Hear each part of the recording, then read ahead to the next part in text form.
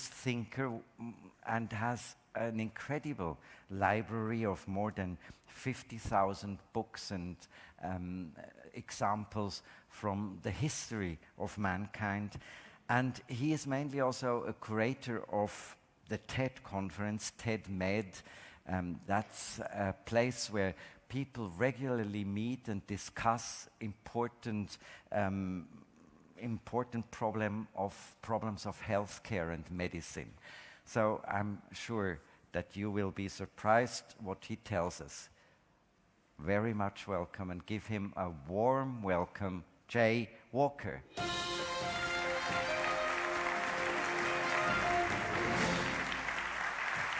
You said that I shouldn't exaggerate, and I didn't. You did great.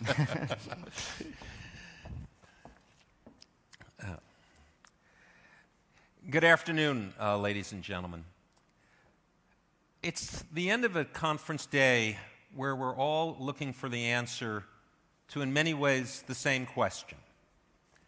How do we have more innovation, and how can our innovation be faster and better? Ironically, most people, when they think about innovation, think about the answers to problems, a new invention, a new process. But I'm here with a different point of view. What I'm here to tell you is innovation is mostly about asking the right question. Defining the problem correctly is the core of innovation. Because when we don't define the problem correctly, all of the work we do on innovation is largely wasted because we haven't spent nearly enough time thinking, what is the real problem we are trying to solve? We see this in young businesses all the time, where we look at all of their excitement and we see what they're doing, and yet we say, that isn't an important problem. So when we look ahead for the next 20 or 30 years, and we sit and think, what are the problems that are going to matter? I'd like to tell you a little bit a different story about what I think the next 25 years are going to be about, because it's very different than the last 150 years. As Kurt mentioned, I have a library, a great private library, on the history of human imagination. And I brought some things with me, though these are not imaginative, to talk a little bit about imagination, because it's going to turn out that imagination will be the key tool you will need in order to think better about innovation. But let's imagine for a minute this were the year 1870. Not that long ago, 140 years, and we were sitting at a conference and we were saying, what is the future? Where are we going? Well, we're living at the age in 1870 of the beginning of the steam age, the steam engine, the steam ship, the great steam liners, the steam pile driver, the steam heat.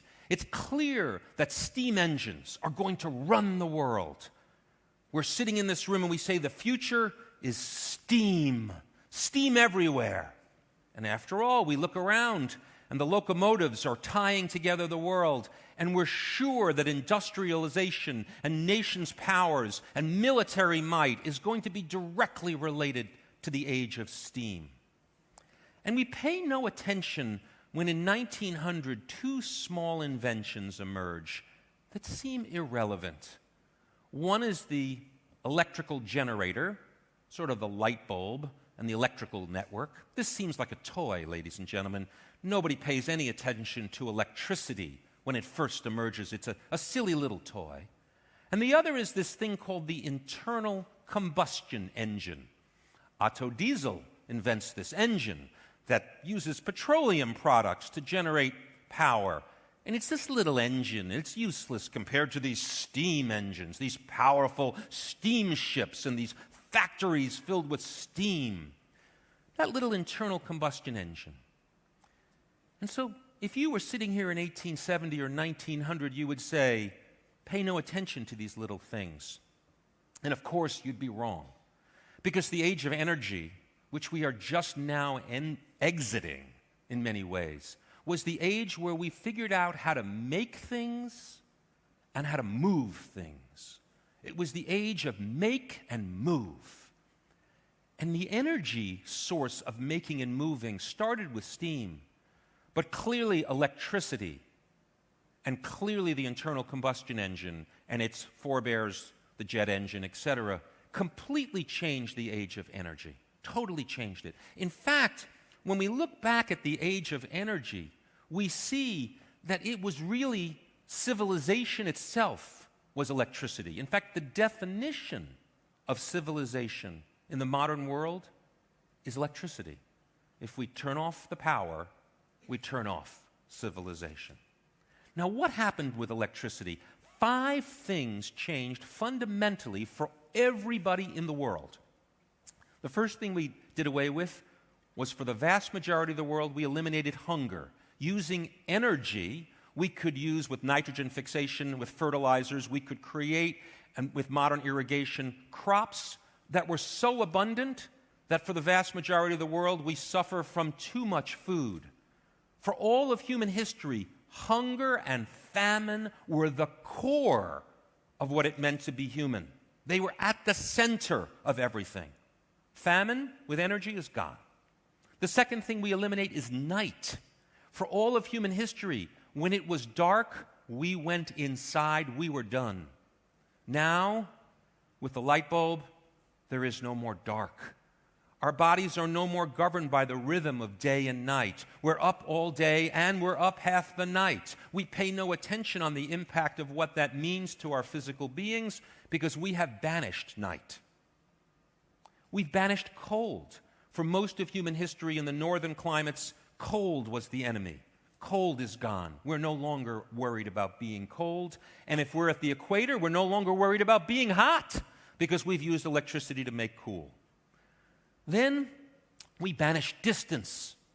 Literally, we collapse it, starting with the train and then very quickly to the airplane and the car.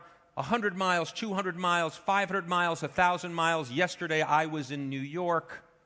Distance means very little because energy collapses distance in the last 140 years. And the last thing we collapse is half of disease. We get rid of it using energy. With clean sewers and cities, we have the capacity to use energy to live a life where infectious disease is almost entirely wiped out. All of this in 140 years because we grasped energy. And what I'm here to tell you is that last 140 years where energy, sitting here in 1900, we would have seen none of that, is nothing compared to the next 30 or 40 years. Because the age we are about to commence, which ended with this sort of symbol of the light bulb, and I noticed here at the conference it's the same light bulb. This is the symbol for the age of energy. And by the way, I also brought this to show this is how much energy, this is how much oil it takes every time you drink one of these. It takes this much oil to clean, refine, transport, and refrigerate every bottle of water. In fact, we eat energy. Every pound of beef is literally 3 quarts, 3 liters of oil in each pound of beef. The food we eat is a direct result of the energy we pour into the agricultural system, and of course, it is probably changing the climate of the world as a whole since we produce so much. But something happens that's going to change it all. And this is the core of where innovation is going, because as we all know, the world is moving towards a world of data. Now, data in the English sense is more than just storing the information. Data is the word I'm going to use for the entire information technology revolution. This idea that data could somehow be more important than energy is fairly revolutionary. Because after all, energy seems so critically important. It's like the steam of our time. It's all about steam. Why would data matter? Well, data's been around a long time. I brought from the library a cuneiform cone from 2000 BC. So in 2000 BC, when you wanted to store your data, you took a stick and a piece of clay, you made some marks, and there could be a receipt for the grain that you deposited at a granary. There's data. And then I brought with me an IBM 80-column punch card from 1960. That's not that long ago, where all the data in the world that was used in these newfangled computers was holes in pieces of paper called cards, and this was either both the software or the information. These two objects are 4,000 years apart, ladies and gentlemen, and they are the same. 4,000 years. Now, what happens? Well, here's what happens. The data, which is sitting on physical, in 1960s, moves to electronic. This is a core memory card from the first IBM computer. At the intersection of a grid of wires are little magnetic circles, ferrite cores, and when they are magnetized, they represent a 1 or a 0, depending on their direction, and that magnetic information suddenly means data is no longer physical, it is electronic. And when data moves from the physical to the electronic, it can go anywhere. It's now electrons. It's no longer atoms. It's not physical, it's electronic. And when you combine this with the processing power of this, where on a single wafer we can put billions and billions of logic gates called transistors, we can not only store the data, but we can manipulate it at mind-boggling speeds, growing every compounded rate of 20% more a year. So this is the future at one level. We know data. Now, why does data matter? Well, it turns out that with the data networks of the modern time, we can take everything that is information-driven and we can put it on the network. So it seems like, okay, I know what's going to happen. We're going to have an internet of everything, right? We're going to have all of our manufacturing, all of our cities, all of our cars, all that stuff on data networks. Okay, that sounds important. I mean, every hotel room key will be a data card. Everything on a credit card transaction will be data. Our stores will be data rich. Our phones will be data. Okay, that's not the future. You see, that's all important, yes, but that's not where it's going. Because the most important thing that is about to go onto the data network is the thing that matters most to everybody in this room. The thing we're not even thinking about. It's us that's about to go on the network. You see, living things, biology, humans, we are an information dance of chemistry and electricity. That's what you are. You're an incredibly complicated information dance. Every cell in your body has billions of lines of instructions between the mitochondria and the human DNA. And that's just the start. Because every one of those pieces of data in every one of your cells express proteins. Every gene in your genome expresses thousands of proteins. And by the way, you aren't even you anyway. You're a superorganism. 10 trillion of your cells are human. 90 trillion of your cells are bacteria. You are mostly not you. Sorry. You're a superorganism, and without the 90 trillion bacteria that cover your body and digest all of your food, that's correct, the bacteria in your body is what does all the digestion of your body. Without those 90 trillion bacteria, you're dead. And not only that, those bacteria are exchanging DNA in real time. Unlike humans, where the DNA is fixed, in bacteria it is not. So you have thousands of different bacterial species in your body. In fact, you have so many bacterial species that when we began to gene sequence, read the data of the bacteria in the body starting about 10 years ago, we discovered there were hundreds and then thousands of different species of bacteria. And then we discovered that every time we take a course of antibiotics, in 2 years, the bacteria does not return to its original constituency. 2 years. I suspect that in 50 years, we will look at antibiotics as the bloodletting of the 20th century. Yes, a great progress, but at the same time, the carpet bombing of your biome cannot be a good idea. Now, why does it suddenly matter? Well, let's take it down to a real personal level. How many people in this room have heart disease? No hands go up. I have bad news. Almost all of you have heart disease. How many people in this room have cancer? I have bad news. Almost all of you have cancers in your body. Every last one. The question is whether they're going to grow and kill you, not whether or not you have them. Cancer is an information error byproduct of cell division. It is a given in all living organisms. But we are a black box. We have no idea if we have heart disease. We have no control panels. We have no dashboard. We have no feedback loop. We are ignorant beyond our wildest dreams of what is going on. And this is the great change of the next 30 years. We are not going to be ignorant anymore. You see, heart disease is the #1 killer in the West. The #1 reason people die in the West is heart disease. For 50% of people with heart disease, 50%, the first symptom is death. Not very good, is it?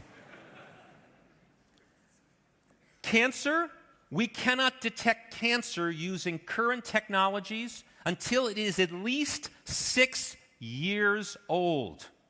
Think about that. Every cancer that has ever been detected has been at least 6 years old. All cancer starts with one cell error with a positive selection criteria, doubles and multiplies while the immune system pushes back. Until cancer is about 100 million cells, the head of a pin, we cannot see it. This is not good. And yet, we live in an age where new sensor technology is going to make it possible in every drip of saliva, in every drop of blood, in every breath, in every part of the portion of our bodies, we will be able to see for the very first time what the hell is going on inside of us. And when we see that, the world will never be the same. And the inventors and innovators that are looking ahead and recognize that the life sciences and the information technology worlds are about to meet, and that the speed and acceleration of change in the information tech world is about to apply to the biological world. This is the steam engine, not. This is the internal combustion engine. This is the electrical dynamo. This is the merger of two worlds that in the past had only been marginally connected. We know what a virus is, ladies and gentlemen. It's a small piece of biological code. It's barely living or not living, depending on your definition. But it hijacks the machinery of a cell, writes its instructions into the cell. There's a reason we use the term computer virus. It is perfectly appropriate. Human viruses that affect us are pieces of code. And as we begin to read the code, and I'm not talking about just the genetic code, I'm talking about the protein code. I'm talking about the code in your lymphatic system. I'm talking about the code of your neural connections. These are the basis for real change in the next century.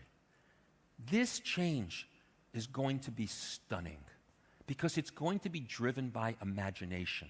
We're going to be able to imagine life-changing things that have never been possible. We're going to be able to engineer crops in ways. We're going to be able to print our food, print our drugs on 3D printers. The idea that you can print life will not be silly in just a few more years. The idea that you can print food. 80% of the crops we grow in the world, 80% of all the fresh water we use, 80% of all the pesticides we put on our crops, we do to feed animals so that we can eat the meat. 80% of all the agriculture in the world is used to feed animals, not people. This is massively inefficient. This is massively wasteful. Once we can re-engineer what that tastes like, we don't need to kill 10 billion animals a month and grow them. Once we begin to understand how our body works, we can start to understand what it means to not sleep enough, what the impact of being irritated is. We can begin to read the data streams from our phones, which are the data exhaust of our life. Are you tired and lethargic? The data in your phone can tell because there's an accelerometer and a sensor that can see whether you're slowing down or moving. Are we feeling cranky or sad? Guess what? The words you say can reveal it much better than you think you can. In fact, ladies and gentlemen, the analogy I like to use is that of a car, an automobile. Imagine for a minute that everybody in this room got only one car for their entire life. You got just one. However well you took care of it or you didn't take care of it, that was your car. You never got another car. Now imagine that I gave you no dashboard on that car. There was basically just an odometer and a speedometer, but very little else, a bunch of idiot lights. That was it. And yet you had to maintain the car. Now imagine I miswired the car so that when you drove too fast, you actually felt safer instead of more dangerous. When you did things that were stupid, you actually felt smart. I think you can see where I'm heading with this. That's what you're doing, ladies and gentlemen. You all have just one car. It's you. Your body is the only car you're going to get for your whole life. The dashboard you have is nearly worthless. It's a bathroom scale and a blood pressure meter that you might use once in a while. That tells you nothing. What happens when you suddenly realize, wow, this is the car I want to keep? And these inventors and innovators are going to give me dashboards. What happens when these little sensors, which are now the Apple II of our time, the Fitbits or the fuel bands, what happens when these start giving me real information? Which not they're giving me not real now, but they start telling me what's going on in my blood, what's going on in my lymph system, what's going on in my brain. What happens? Let me tell you what happens. An age of innovation that makes the last 150 years look like a starter. Because manufacturing, moving, transportation, those are all good. But at the end of the day, I really care about me. I care about my children. I care about my parents, my spouse. I care about my family. And if you're going to unlock that, if you're going to show me what's really going on, and if you're going to let me start to get into the machinery, into the software code that is the life that we take for granted as a living, complex organism, then you're going to see a set of challenges unlike anything we've ever seen before. And when that information can be copied and distributed on the web, and anybody with a small manufacturing facility can make any molecules they want, it's going to be a very different world, isn't it? Scary at one level, exciting at another. You know, there used to be, if you wanted to print a picture, you needed all these chemicals, and you needed silver film, and you needed all these complex tools to take a photo and then develop it. We used to take them to photo developers after we had a company called Kodak make this very sensitive plastic film. And then suddenly, inkjet printers make it possible to print pictures that are every bit as good for almost no money in our homes or offices. And the photo finishing business, which is an industrial giant, collapses. That is exactly what's going to happen again. Only instead of the printer being a color printer, it's going to be an atom printer. It's going to print atoms and molecules. It's going to take substrates. What is food? Carbon, hydrogen, nitrogen, oxygen, all arranged in a very specific information dance. This information dance, which is life, is about to run headlong into information technology, into computing power with quantum computers, where a computer the size of a thing on a table is more powerful than all the computers in the world today, where storage in a cloud allows you to store everything all the time. Every bit of what you do, how you do it, what you say, this is all going to be stored because it all can be stored for nearly zero cost. So here's where I think we're going on innovation. I think innovation belongs to the people with imagination. It was an age of engineering. It's going to be an age of imagineering. The Imagineers will respect engineering. There is nothing not to respect about the ability to do good science and good technology. Those are all critical. But it's the people who imagine what to do with those things, primarily in the life sciences, that are going to lead the next 20, 30, and 50 years in ways that seem almost impossible sitting here today. But we've learned one thing about humans: expect the impossible. We have consistently confounded everybody.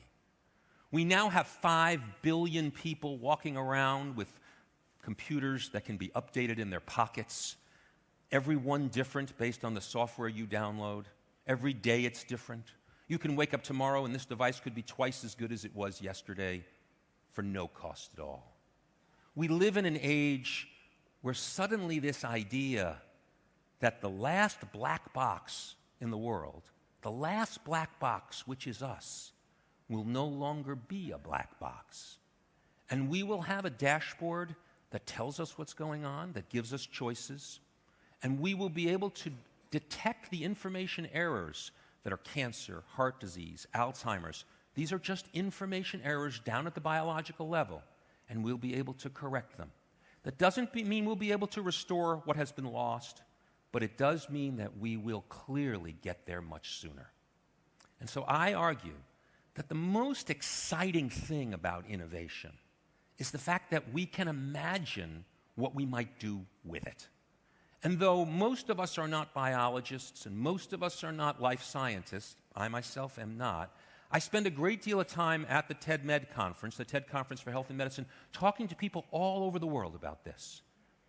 There are 40,000 medical research labs just in the United States alone. 40,000 labs. The National Institute of Health spends 3 times the money of NASA, but we don't hear about it. The American engine of innovation is actually being driven by this medical research, and I suspect that when you take the companies such as Novartis here and other giants who are also doing amazing work in the life sciences, when that becomes out of the back rooms and out of the laboratories and into the population, and when the vector for that is an information vector, not necessarily a drug or a pill, but actually information itself, we will see an age that will dazzle our children as they look back and say, "You did what? When? How?" And it's going to look just like this looks to us today, even though it's only 50 years ago. Thank you very much, ladies and gentlemen.